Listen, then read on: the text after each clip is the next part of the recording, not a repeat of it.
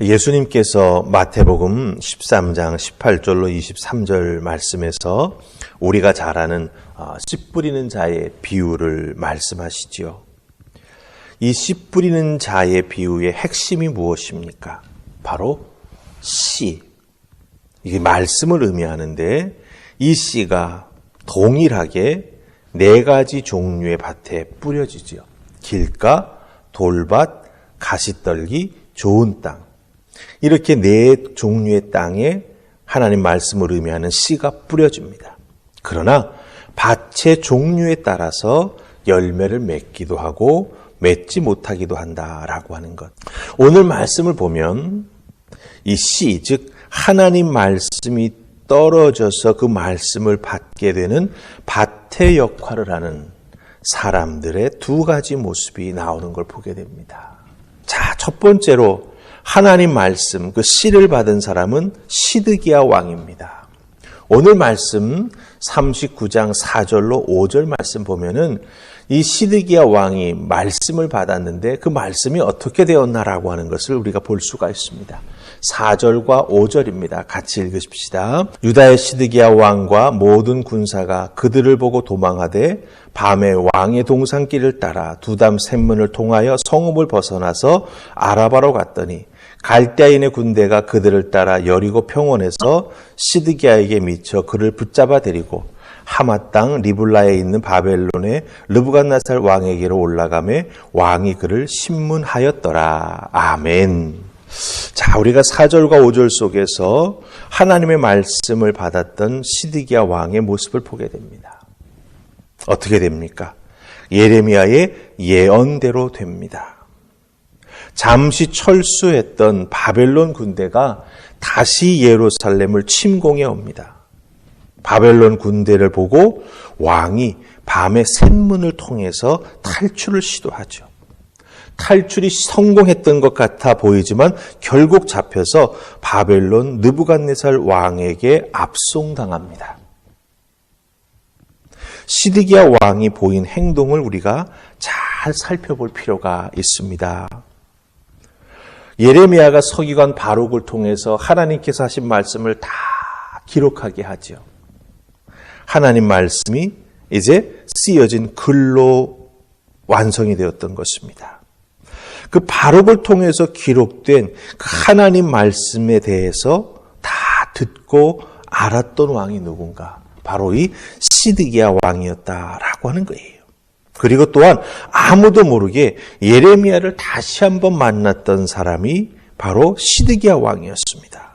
만나서 무엇을 들었습니까? 여호와 하나님 그 예언의 말씀을 들었습니다. 하나님 예언의 말씀은 변함이 없는 것을 확인할 수 있었습니다. 쓰여진 말씀과 예레미야의 입술을 통해서 새롭게 들은 그 말씀은 동일한 말씀이었다라고 하는 것이죠. 그러나 결국 이 시드기야 왕은 하나님의 말씀을 확신하지 못했고 하나님 말씀에 따라서 바벨론에게 항복하기보다는 정치적인 방법으로 이 어려운 상황을 벗어나려고 계속 발버둥 쳤던 것을 보게 됩니다. 전형적인 돌짝밭, 가시떨기에 떨어진 씨와 같은, 그래서 좋은 밭, 그런 좋은 믿음의 소유자가 되지 못하고 뭔가 위기 속에서 말씀을 붙잡아 보려고 하는 노력은 있었으나 말씀이 뿌리 내리고 말씀이 자라나지 못하는 안타까운 모습이 시드기야에게 있는 것을 우리가 보게 된다라고 하는 것이죠. 시드기야 왕이 하나님 말씀에 순종해 바벨론에게 항복했다면 다시 생명을 구할 수 있었을 것입니다. 그렇지만 하나님 말씀에 순종해서 바벨론에게 항복하기 위해서는 자기가 포기해야 될 것들이 너무나 많이 있었습니다. 지불해야 될 대가가 너무나 많이 있었습니다. 그것 때문에 결국은 불순종을 선택하는 시드기야가 됐다라고 하는 것이죠. 자, 그럼 시드기야의 모습을 보면서 우리 한번 우리들의 믿음에 적용해 보십시다.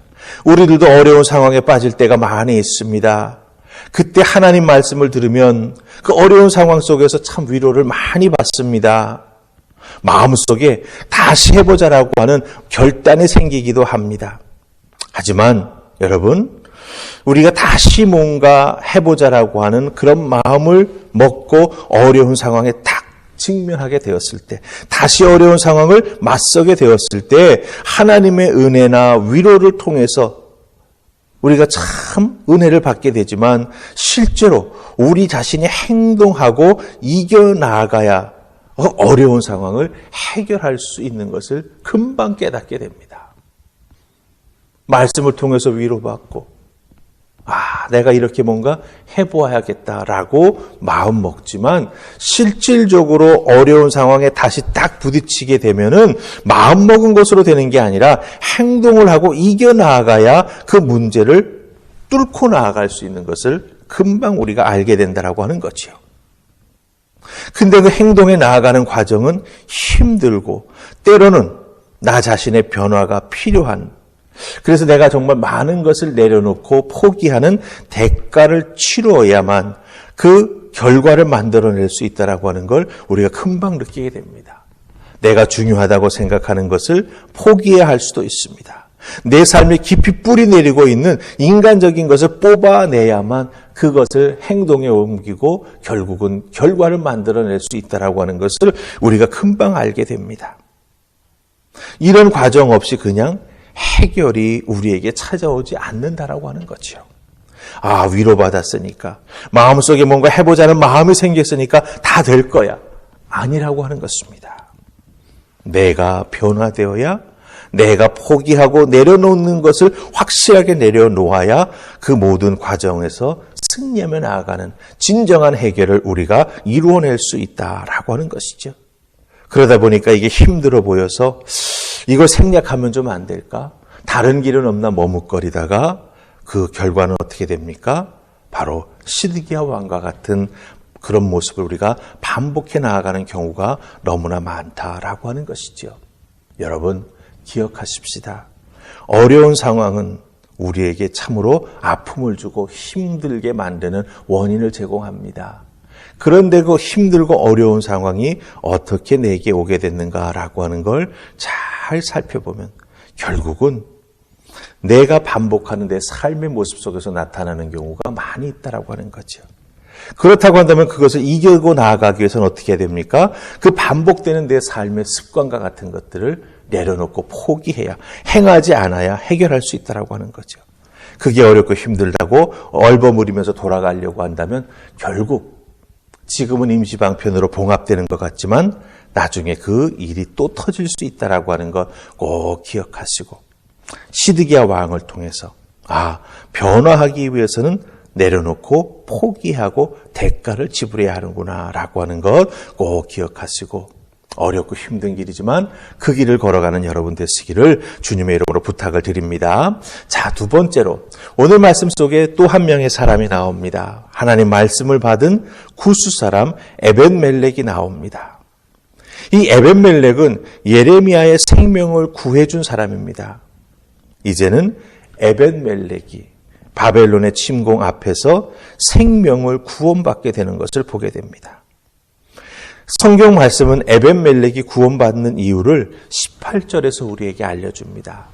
우리 39장 18절 말씀 우리 같이 읽으십시다. 자, 찾으셨죠? 읽습니다.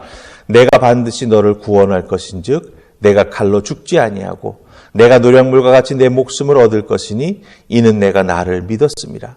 여호와의 말씀이니라 하시더라. 아멘.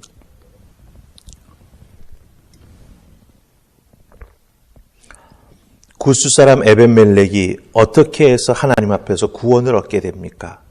분명히 말씀 속에 나와 있지요. 내가 나를 믿었습니다. 하나님을 믿는 믿음으로 인해서 심판 중에도 하나님의 보호하심을 받게 되는 것을 보게 됩니다. 생명을 보존하게 됩니다. 단순하게 보면 예레미야의 생명을 구해 주었기 때문에 이와 같은 하나님의 보호하심을 받는다라고 생각할 수 있지만 여기서 우리가 조금 더 깊이 생각해 보아야 합니다. 왜 구스 사람, 내시로 일하는 에벤멜렉이 예레미야의 생명을 구해주게 되었을까라고 하는 것이죠. 구스 사람 에벤멜렉은 내시였습니다. 왕 옆에서 모든 것을 보고 듣는 사람입니다. 바룩을 통해서 하나님의 말씀이 들려질 때 그 자리에 있었습니다. 대신들과 왕이 모여서 예레미야에 대해서 서로 갑론을박 논의할 때 그 자리에서 무엇이 문제고 무엇이 이 대신들과 왕의 마음을 힘들게 하는지 다 듣고 본 사람이 바로 구스 사람 에벤멜렉이다라고 하는 것이죠. 즉 하나님의 말씀을 들었고 하나님의 말씀을 믿었고 예레미야를 해치려고 하는 것이 잘못된 것이라고 하는 걸 깨달아 알아서 그 잘못된 일에 침묵하지 않았고 못 본 척하지 않았고 오히려 하나님 기뻐하시는 일을 감당했기 때문에 하나님은 그것을 믿음으로 여겨주셨고 그에게 생명을 구원하게 해주시는 하나님의 놀라운 은총을 베풀어 주셨다라고 하는 것입니다. 다른 나라 사람이니 내시 안 하고 이 어려운 상황에 나 그냥 내 고향으로 가겠습니다라고 그 자리를 피해버리면 그만입니다. 그러나 에벤멜렉은 그렇지 않았습니다. 하나님 말씀을 들었고 깨달아 알게 되었습니다. 옥토 같은 준비된 마음속에 믿음이 생겼습니다. 그 믿음을 갖고 예레미야를 살리는 행동으로 그 믿음의 고백을 했던 것이죠. 그래서 구원의 큰 은혜를 덧입었습니다. 하나님 말씀이 들려지고 선포될 때 하나님 말씀을 듣고 순종이냐 불순종이냐라고 하는 것 자기 마음속에 결단하는 것이죠. 하지만 우리가 순종할 수 있도록 하나님 말씀이 내 마음밭에 떨어졌을 때 그 말씀에 믿음으로 응답하여 순종할 수 있도록 내 마음을 좋은 밭으로 경작하는 것, 준비하는 것은 내 책임이라고 하는 것입니다. 누군가가 내 마음을 경작해 주지 않습니다. 좋은 밭이 될 수 있도록 내 마음을 잘 경작해 놓을 때 하나님께서 놀라운 능력의 말씀, 은혜의 말씀, 생명의 말씀, 축복의 말씀을 그 준비된 마음밭에 떨어뜨려 주신다라고 하는 것이죠. 그래서 그 마음이 자라나가게 될 때 거기서 놀라운 열매가 내리게 되고 맺히게 되고 그 열매를 통해서 하나님의 은혜와 축복이 우리에게 임하게 된다라고 하는 것입니다. 구스 사람 에벤멜렉은 하나님 말씀 잘 듣고 그것에 순종하여 생명을 보존하는 은혜, 이렇게 하나님 말씀에 자기의 이름이 기록되는 놀라운 은총을 경험할 수 있었습니다. 우리도 하나님 말씀을 믿는 자, 신앙생활을 해 나아가는 자입니다. 오늘처럼 우리들의 인생이 어렵고 힘든 때가 어디 있었습니까? 미래에 대한 불확실성이 늘 우리를 어렵게 합니다. 그럴 때 이 어렵고 힘든 시기를 우리가 어떻게 이겨나갔다. 만약 우리가 사도행전 29장을 쓴다면, 아니 사도 바울이 이렇게 열심히 신앙생활에 나아가는 우리들을 보면서 하늘품 화평교회에 사도 바울이 편지를 써서 보낸다면 그 편지 속에 사도 바울이 내 이름을 언급할 터인데 사도 바울은 내 이름을 어떤 내용으로 언급해 줄까? 생각해 보십시다.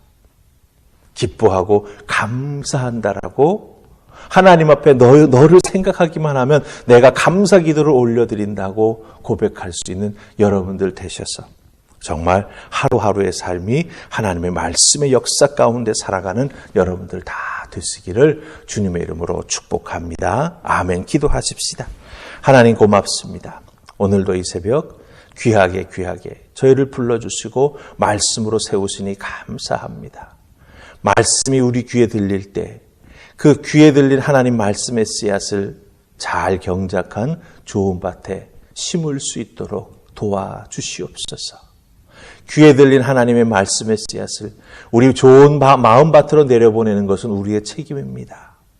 그 말씀이 내 준비된 마음밭에 떨어질 때 하나님께서 열매 맺게 해주실 줄 믿습니다. 그 말씀의 능력이 나타나 새로운 역사가 우리들의 인생에 시작될 줄 믿습니다. 그 말씀의 은혜를 믿고 의지하며 오늘 하루도 감사하며 기쁨으로 살아가는 하나님의 자녀들 되게 도우시고 특별히 추석 연휴가 시작됩니다. 하나님 마음을 지키시고 삶을 지키시고 하나님 영광 받아주시는 놀라운 일들이 나타나기를 소원하옵고 예수님 이름으로 기도하옵나이다. 아멘.